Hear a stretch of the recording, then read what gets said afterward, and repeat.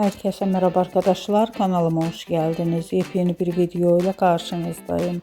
Arkadaşlar, bugünkü videomuzda Türkiye'nin ünlü oyuncusu Akın Akınöz ve sevgilisi Melis Uzunoğlu'dan yepyeni görüntüler geldi. Muhteşem çiftimiz bir konserde görüntülendi. Ben de bu görüntüleri sizler için YouTube kanalımda video halinde sunuyorum.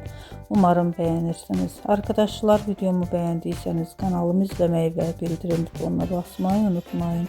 Şimdilik benden bu kadar olsun. Yeni videomuzda görüşmek üzere. Hoşça kalın.